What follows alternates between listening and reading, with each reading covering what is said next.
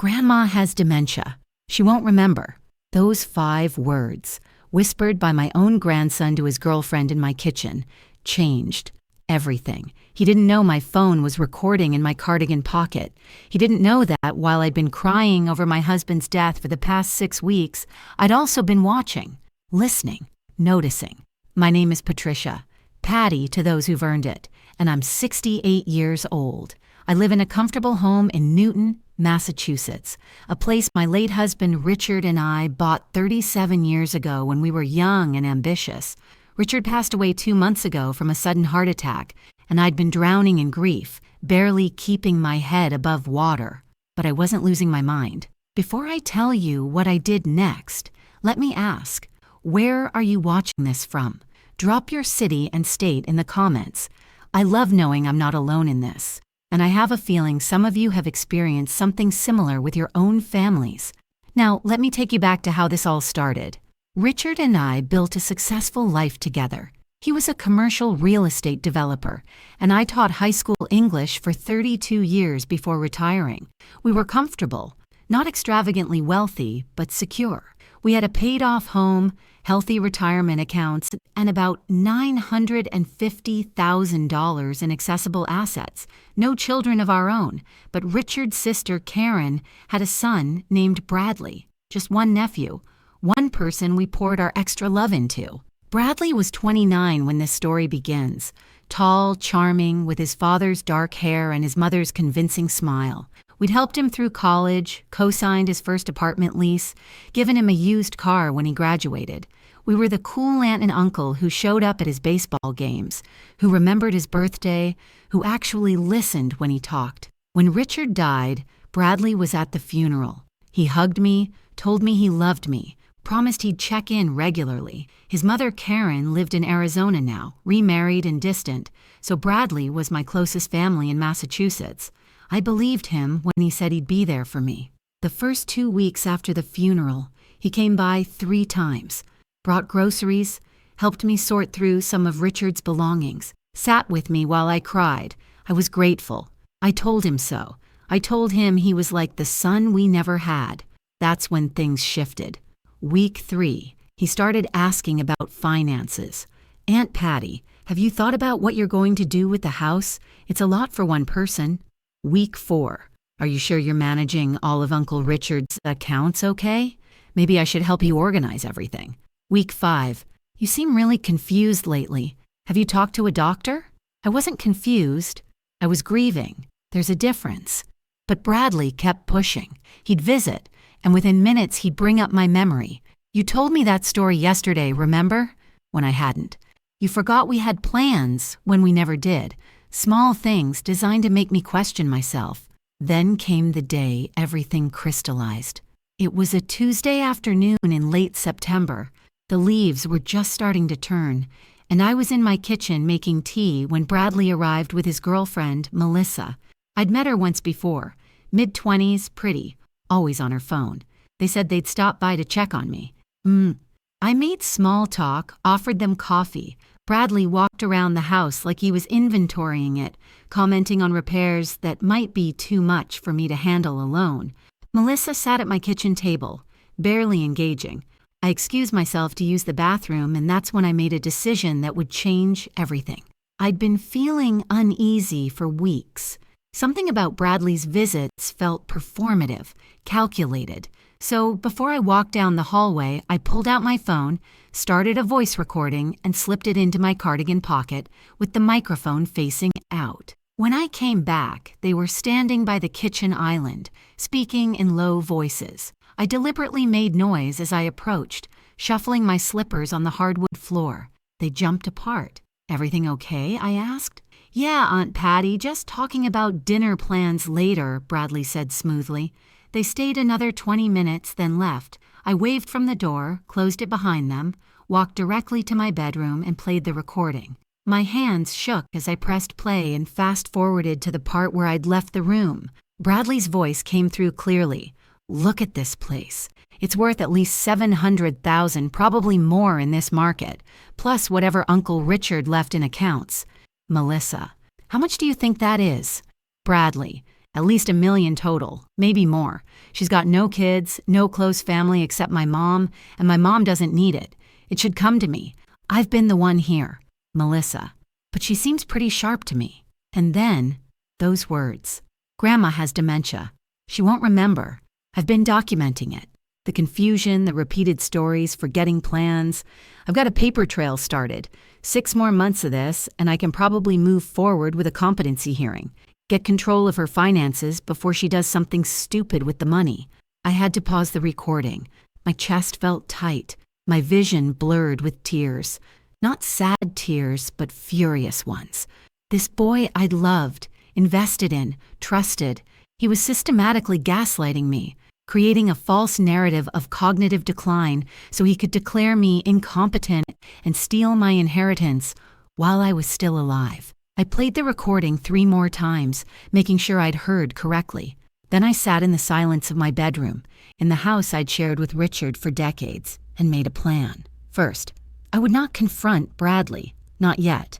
Confrontation would tip my hand and give him time to adjust his strategy. Second, I would document my cognitive health thoroughly and irrefutably. Third, I would consult with my attorney, Roger Hartwell, who'd handled our estate planning for 20 years. Fourth, I would make sure that Bradley's greed cost him everything he'd been scheming for. And I didn't sleep that night. I sat at my kitchen table with a notepad, writing down every instance I could remember of Bradley's manipulative comments, every time he tried to make me doubt myself. The pattern was clear once I stopped dismissing it as concern. Wednesday morning, I called 3 different neurological facilities in the Boston area. I'd like to schedule a comprehensive cognitive assessment, I told each receptionist. Full neuropsychological testing. Yes, I can pay out of pocket if insurance doesn't cover it. I need the soonest available appointments. I got scheduled at Mass General Hospital, Brigham and Women's, and a private neuropsychology practice in Brookline. 3 different facilities, 3 different evaluation teams, all within the next 2 weeks. What? I didn't tell anyone what I was doing. Not Bradley, not Karen, not even my closest friend Linda. This had to be airtight. The first evaluation was at Mass General on a Friday morning. I arrived 30 minutes early, my purse containing the recording device, a notebook documenting Bradley's behavior, and a determination I hadn't felt since Richard's diagnosis. The neuropsychologist, Dr. Sarah Chen, was probably in her early 40s, with kind eyes and a professional demeanor. She explained the testing process. We'd assess memory, problem-solving, language skills, attention, and executive function. The evaluation would take 3 to 4 hours. "Mrs. Patterson, what brings you in today?" she asked. I'd prepared for this. I'm recently widowed, and I'm experiencing grief that's affecting my daily life. A family member has suggested I might be showing signs of dementia, and I want to establish a baseline of my cognitive function for my own peace of mind and legal protection. Her expression shifted slightly. Recognition of what I was really saying. I understand. Let's begin. The testing was exhausting. Memory tests where I had to recall lists of words after delays, puzzles and pattern recognition, math problems, storytelling and comprehension, drawing tasks, questions about current events, historical facts, problem-solving scenarios. And 4 hours later, Dr. Chen reviewed her preliminary findings with me. "Mrs. Patterson, I'm going to be direct with you. Your cognitive function is not only normal for your age, it's exceptional. Your memory scores are in the 95th percentile for your age group. Your executive function, language skills, and processing speed are all well above average. You show no signs whatsoever of dementia, mild cognitive impairment, or any neurological decline." I felt my shoulders drop with relief I didn't know I'd been holding. "You'll include that in a written report?" "Absolutely. You'll have a comprehensive written evaluation within 1 week. Mrs. Patterson, and I'm overstepping professional boundaries here, but if someone is suggesting you have dementia, they're either grossly mistaken or being deliberately deceptive." "The latter," I said quietly. "That's why I need documentation." She nodded. "You'll have everything you need, and if you require testimony, I'm available." I repeated the same evaluations at Brigham and Women's and the Brookline practice over the next 10 days. Same results.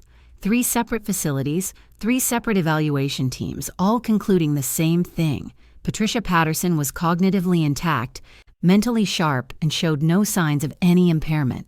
I received all 3 written reports within 2 weeks. Each one was detailed, professional, and irrefutable. While waiting for those reports, Bradley continued his visits. Twice a week, like clockwork, he'd show up with his concerned face and his manipulative comments. "Aunt Patty, you seem really out of it today. Did you take your medications? You know you forget sometimes. Maybe we should look into home care services for you. Just someone to check in, make sure you're okay." Each time I smiled, thanked him for his concern, and played along just enough to keep him confident in his scheme. And each time my phone was recording in my pocket. I called Roger Hartwell's office on October 15th, exactly 3 weeks after that devastating recording. Roger had been Richard's attorney and friend for over 2 decades. He drafted our wills, handled our real estate transactions, and shared countless dinners at our dining room table. "Patricia, I'm so sorry I haven't checked in since the funeral," Roger said when his secretary connected us. "How are you holding up? I need to see you, Roger. Privately. This week if possible. It's about my estate and a family matter." Something in my tone must have conveyed urgency. "Tomorrow at 2 o'clock, my office." Roger's practice was in downtown Boston, a corner office with views of the harbor that Richard always joked cost more than our first house.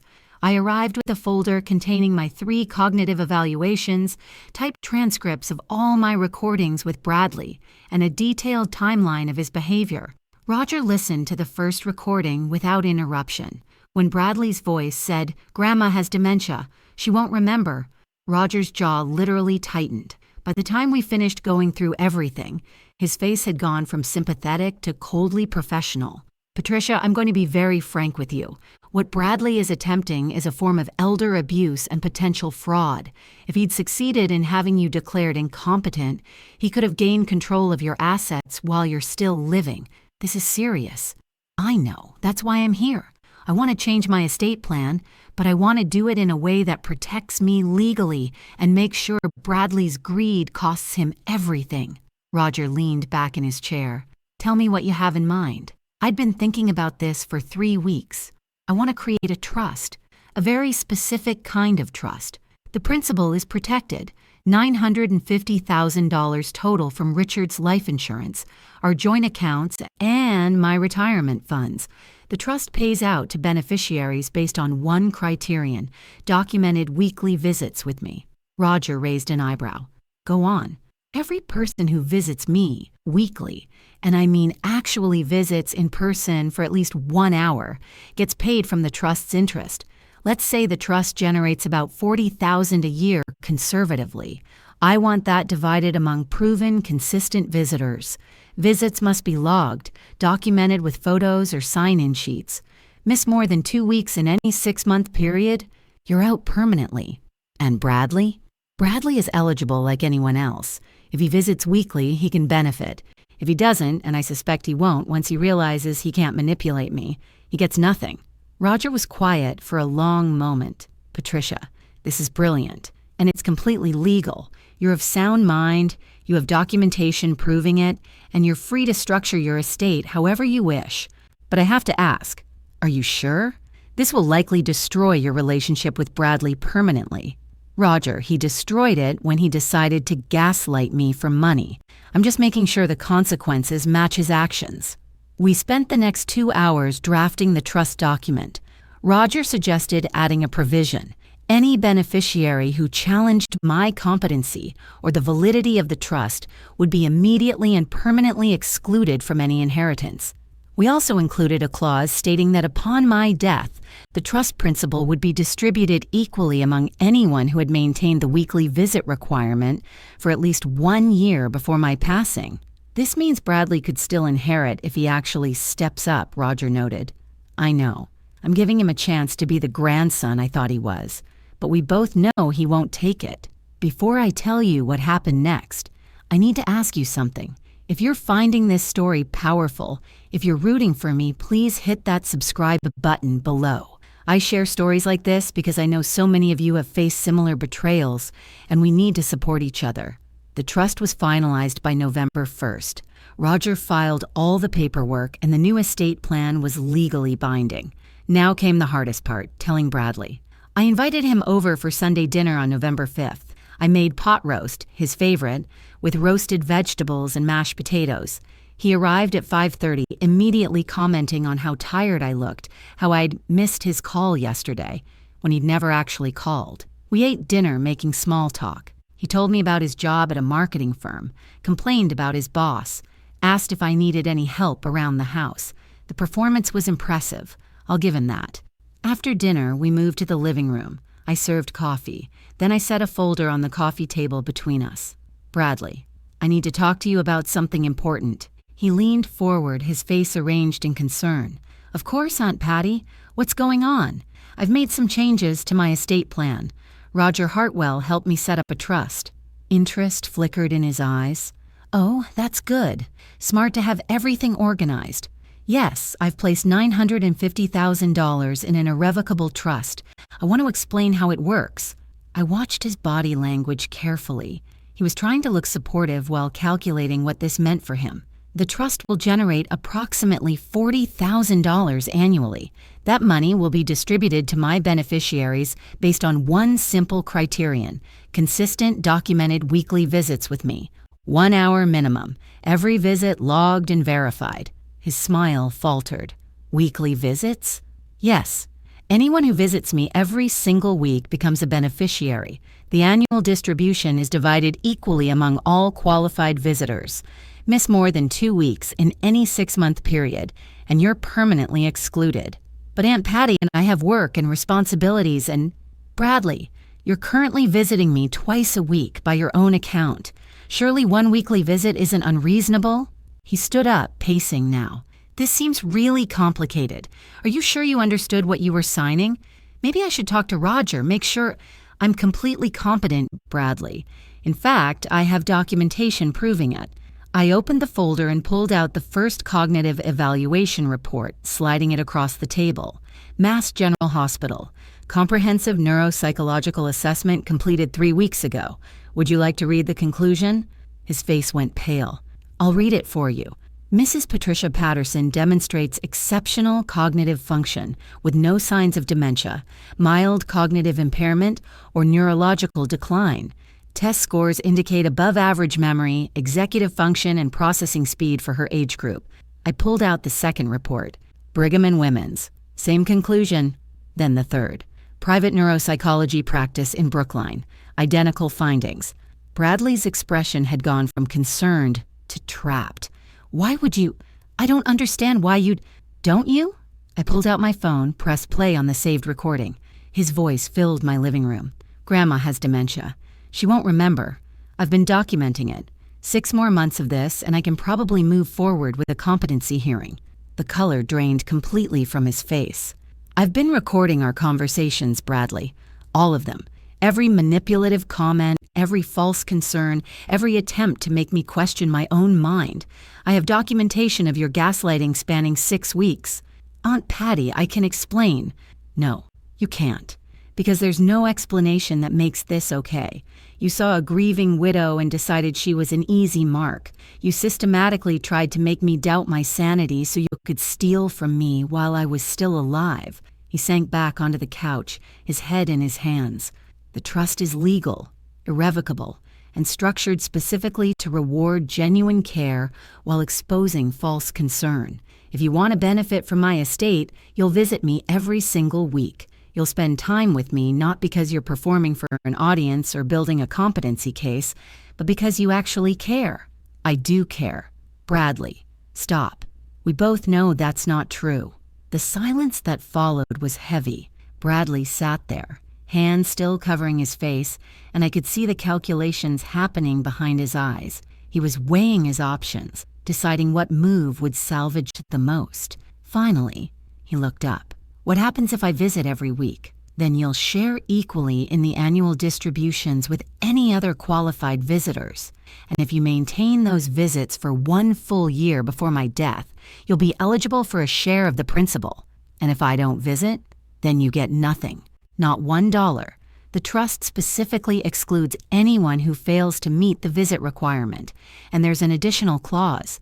Anyone who challenges my competency or the validity of the trust is immediately and permanently excluded from any inheritance.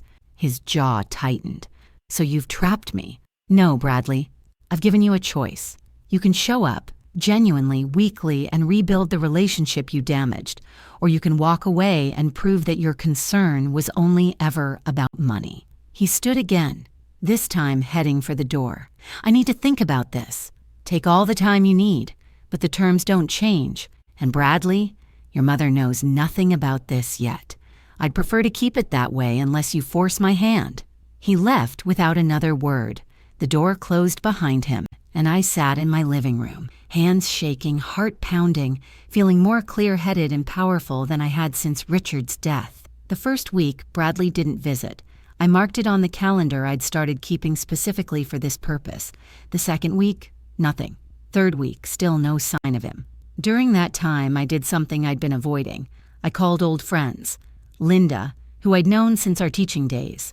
Carol and Dennis from our church. My book club that I'd stopped attending after Richard died. I explained the trust structure without mentioning Bradley's betrayal, framing it as an incentive for regular social connection. I'm lonely, I told them, which was true. Richard's gone, and I need people in my life. The trust is my way of making sure I don't get forgotten. 8. Linda visited the next Tuesday. We had tea, talked about books and grandchildren and everything we'd missed in each other's lives. She signed the visit log I'd created, and I took a photo of us together, smiling. Carol and Dennis came that Thursday. We played cards and laughed about old church fundraiser disasters. They signed the log. My book club friend, Janet, stopped by Saturday with fresh muffins and the latest novel we were reading. 4 visitors in 1 week. 4 people who showed up not because they wanted money, but because they cared. Bradley's absence was conspicuous. Week 4 passed, then week 5. I continued having regular visits from Linda, Carol and Dennis, Janet, and a few others who'd heard about my loneliness and wanted to help. My home, which had been so quiet after Richard's death, was filled with laughter and conversation again. In early December, Bradley finally called. Aunt Patty, I'm sorry I haven't been by. Work has been crazy and I've been dealing with some personal stuff. I understand life gets busy, I said neutrally. Look, about the trust thing. Can we talk about it? Maybe modify the terms? Weekly visits are just really hard with my schedule. The trust is irrevocable, Bradley. The terms can't be changed. But that's not fair. You're basically forcing people to visit you by bribing them. No, I'm rewarding people who prioritize me. There's a difference. And Bradley, you've now missed 5 weeks. You're getting close to the 2-week per 6 months threshold. This is manipulative, is it? How is rewarding consistent care more manipulative than gaslighting your widowed aunt to steal her inheritance? Silence on the line. Bradley, I'm not requiring you to visit. You're free to make your own choice. But choices have consequences. That's how the world works. He hung up without saying goodbye. Christmas came and went. Bradley didn't visit, didn't call, didn't send a card. His mother, Karen, called me on December 28th, confused. Patty, Bradley mentioned something about a trust and weekly visits. What's going on? I gave her the simplified version. After Richard's death, I'd created a trust to ensure I maintained social connections. Anyone who visited regularly would benefit. I didn't mention Bradley's scheme or the recordings. That seems unusual, Karen said carefully. Grief makes you reevaluate what matters, I replied. I don't want to be the forgotten widow who dies alone. This way I won't be. Karen seemed to accept this, though I could hear the unspoken question. Why wasn't her son visiting? But she didn't push, and I didn't volunteer. January brought bitter cold to Massachusetts. Snow piled up in my driveway, and Linda's husband, Mike, started coming by to shovel it weekly. He'd stay for coffee afterward, and I marked his visits in the log. Linda kept up her Tuesday visits. Carol and Dennis came every Thursday like clockwork. Janet brought different book club members each Saturday, introducing me to new people. By the end of January, I had 6 regular weekly visitors. 6 people who showed up in snowstorms and on sunny days, who brought conversation and laughter and genuine care. Bradley's count, 0 visits in 12 weeks. In February, I received a letter from an attorney I didn't recognize. My stomach dropped as I read it. Bradley had hired a lawyer to contest the trust. The letter argued that the trust structure was coercive, potentially evidence of undue influence by Roger Hartwell, and should be voided. It demanded access to my medical records to verify my competency. I called Roger immediately. "I expected this," he said calmly. "Forward me the letter. We'll respond appropriately." Roger's response was a masterpiece.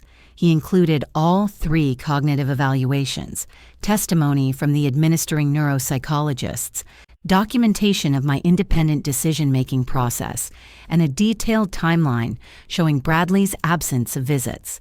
He also cited the trust provision. By challenging its validity, Bradley had automatically excluded himself from any inheritance. "Your nephew has effectively written himself out of your will entirely," Roger explained. "The challenge clause was designed specifically for this scenario." "Good," I said, and I meant it. Bradley's attorney sent one more threatening letter, then went quiet. Roger suspected they'd realized they had no case. A woman of sound mind with extensive documentation of her competency was allowed to structure her estate however she wanted. March came. Spring started pushing through the New England winter. My garden, neglected since Richard's death, needed attention. Dennis and Mike spent a Saturday helping me clear out dead plants and prepare beds for new growth. "You've got a whole crew now," Dennis joked as we worked. "Whatever you're paying us, it's worth it just to see you smile again." The truth was, the trust distributions hadn't even started yet. These people were visiting because they cared. The promise of future payment was an excuse, but the relationships were real. That realization brought tears to my eyes as I stood in my garden, dirt under my fingernails, surrounded by people who chose to be there. Bradley had wanted my money. These people wanted me. In late March, Bradley showed up unannounced.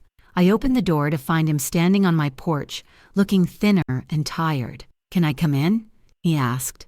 I stepped aside. We sat in the living room where I'd last confronted him 4 months ago.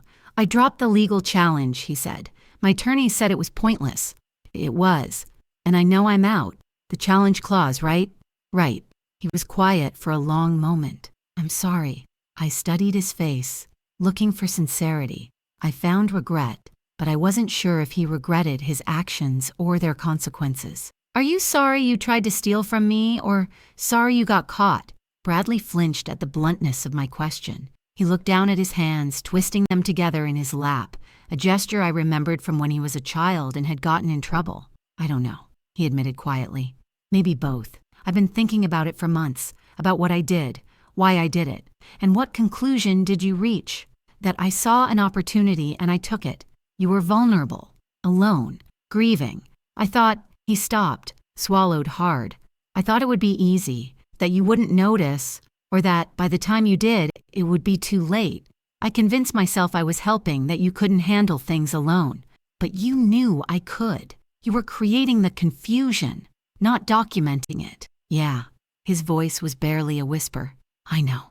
We sat in silence. Outside, I could hear birds starting their spring songs.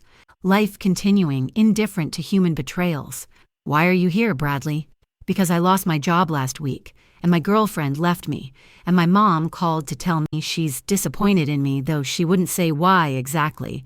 And I realized I've burned every bridge I have, including the one that mattered most. I'm not a bridge to your inheritance anymore. I know. That's kind of the point. I'm here because I don't have anywhere else to go, and because I finally understand that the only person in my life who actually gave a damn about me was the one I tried to screw over. I wanted to feel sympathy. I wanted to be the generous aunt who forgave, who opened her arms and said it would all be okay. But I'd spent 4 months building a life surrounded by people who valued me, and I'd spent 6 weeks before that being systematically manipulated by someone I trusted. Bradley, I appreciate the honesty. I do. But an apology doesn't undo what you did. You didn't just try to steal money. You tried to steal my autonomy, my dignity, my sense of self. You tried to make me doubt my own mind. I know. And the fact that you only came here after your life fell apart, not because you genuinely wanted to make amends, Tells me everything I need to know about your priorities." His eyes filled with tears. "So that's it? We're done?" "I didn't end this relationship, Bradley. You did. The moment you decided I was worth more to you as an incompetent meal ticket than as a person. Can I—" He wiped his eyes. "Can I at least try to fix this? Start visiting, like the trust required? I know I'm excluded now, but maybe just to prove I can show up?" I considered this.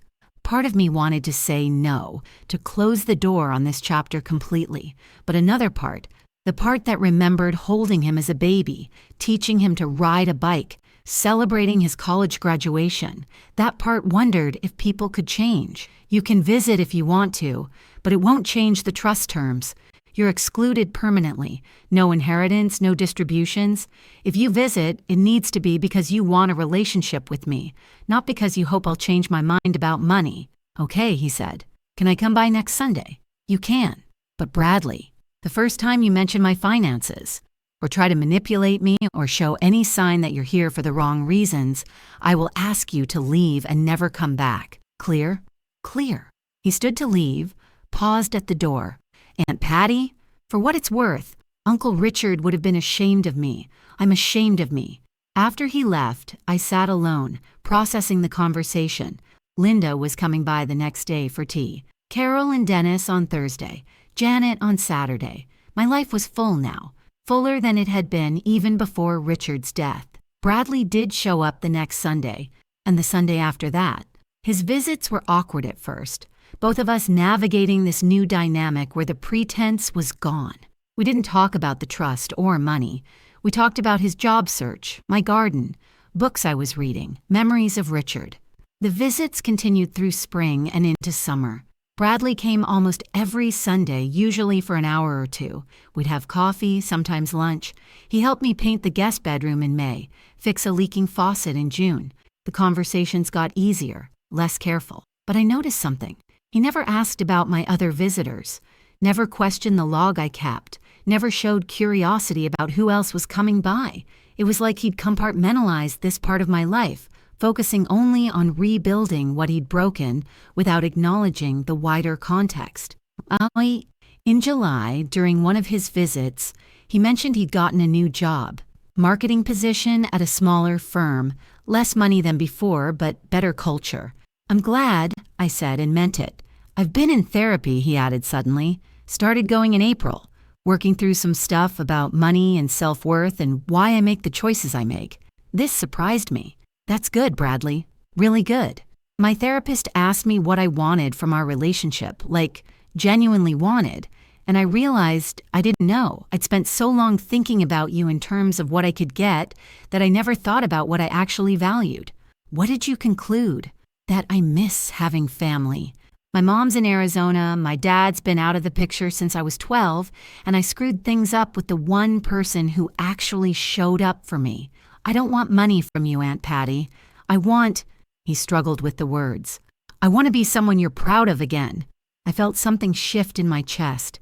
Not forgiveness exactly, but something softer than the anger I'd carried. "Then keep showing up. Not for inheritance, not for appearances. Just because you want to." "I will." August marked 1 year since Richard's death. I held a small memorial gathering at my house. Linda and Mike, Carol and Dennis, Janet, a few other friends. Bradley came too, quiet and respectful, helping set up chairs and serve refreshments. Afterward, as people were leaving, Linda pulled me aside. "He's been coming around regularly, hasn't he, your nephew?" "Almost every Sunday for 5 months. That's good. Family's important, even when they mess up." "He doesn't benefit from the trust," I told her. "He excluded himself by challenging it." Linda raised an eyebrow. "So he's visiting just to visit?" "Apparently. Then maybe he's learning." In September, Roger called to discuss the first trust distribution.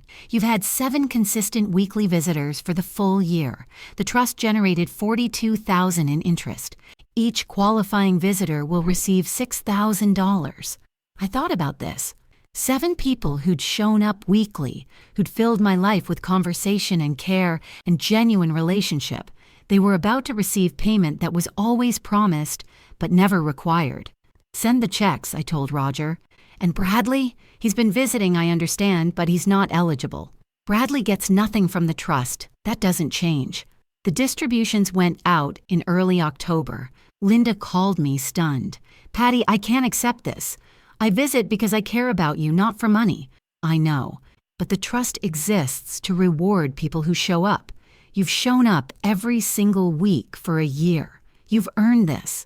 One by one, my regular visitors called with similar sentiments, and one by one, I told them the same thing. They'd proven their care was genuine, and the trust was designed to recognize that. Bradley found out about the distributions. Small-town gossip travels fast, but when he came by that Sunday, he didn't mention it. We had coffee, talked about the Patriots season, worked on a puzzle together. As he was leaving, I stopped him. Bradley, I want you to know something. You don't qualify for trust distributions, and that won't change. But you've shown up consistently for 5 months now. That matters to me. I'm not here for money, Aunt Patty. I know, that's why it matters. The second year after Richard's death was different from the first.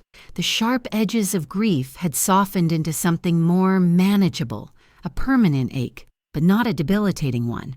My home, once so quiet and empty, had become a hub of activity. Tuesday mornings with Linda, Thursday evenings with Carol and Dennis, Saturday afternoons with Janet and various book club members, Mike snow shoveling in winter, garden help in spring, and Sunday visits with Bradley, the nephew who'd tried to destroy me and was now slowly trying to become family again.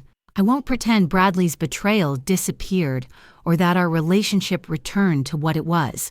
You can't unknow someone's willingness to exploit you, but we found a new normal, one built on reality instead of idealized family bonds. In November, Bradley brought his new girlfriend to meet me. Sarah was different from Melissa, older, more grounded, a social worker with kind eyes. We had dinner together and I watched Bradley carefully, looking for signs of manipulation or performance. I found only nervousness about my approval. Your nephew talks about you constantly, Sarah told me as we cleared dishes, about how he messed up and you gave him a chance to fix it. I gave him a chance to show up. He's the one doing the work of fixing it. That December, I had my annual review with Roger. The trust is performing well. Same distribution this year, $42,000 divided among your 7 regular visitors, $6,000 each. And the principal remains protected? Completely. At your current health and with these distribution levels, the trust could sustain for another 20 to 30 years easily. You've created something sustainable. I thought about this. 7 people, receiving $6,000 annually for being present in my life. It wasn't enough money to change anyone's circumstances dramatically, but it was enough to be meaningful. More importantly, it had revealed who was willing to invest time when the payoff was distant and uncertain. Roger, I want to add something to the trust, a provision that upon my death, anyone who's maintained weekly visits for at least 2 years receives an equal share of the principal. That's already in the trust documents. I know, but I want to make sure it's ironclad. I don't want any challenges, any disputes. The 7 people who've shown up, they deserve to know they're taken care of. What about Bradley? Bradley excluded himself. But if he's still visiting in another year and a half, maybe we revisit the question. Not for the trust. Those terms are permanence. But for other assets, personal items. Richard's watch collection, some investments outside the trust. You're softening on him. I'm recognizing effort. That's different from erasing consequences. Bradley continued showing up through that winter and into the next spring. 2 years after Richard's death, almost 18 months after Bradley's betrayal, we sat in my kitchen on a Sunday afternoon, and he said something unexpected. I'm glad you caught me. I looked up from the crossword puzzle we were working on together. What?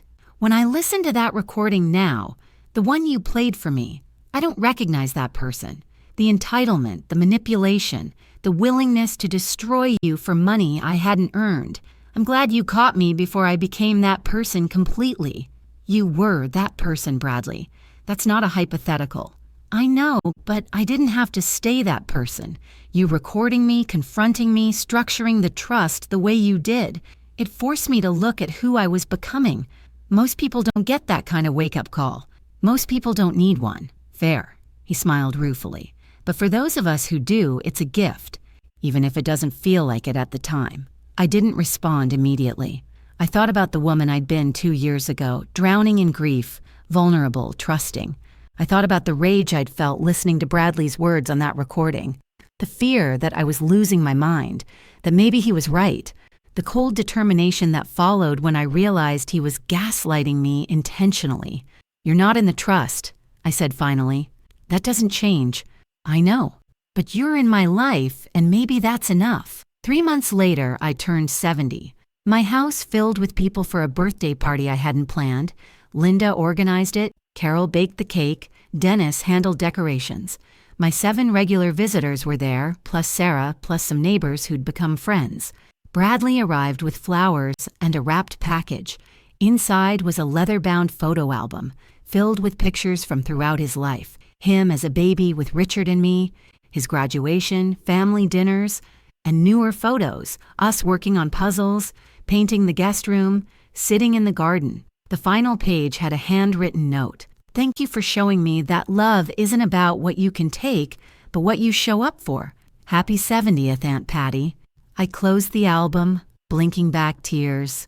Around me, people laughed and talked and celebrated. These people, 7 who qualified for trust distributions, 1 who didn't, and many others who just cared, they were my family now. Bradley's scheme had cost him hundreds of thousands of dollars in inheritance, but in trying to exploit my grief, he'd accidentally given me something else: the clarity to see who valued me and the structure to reward genuine care. The recording that started everything sat in my safe deposit box now, along with the cognitive evaluations and trust documents, evidence of betrayal and justice. But mostly, I didn't think about them anymore. I thought about Tuesday mornings with Linda, Thursday evenings with Carol and Dennis, Sundays with Bradley, who showed up not because he had to, but because he chose to. Sometimes justice isn't about punishment. Sometimes it's about creating a life where the people who matter are the ones who prove they should be there. The money was never the point. The showing up was. And I was done being taken advantage of. But I wasn't done being loved.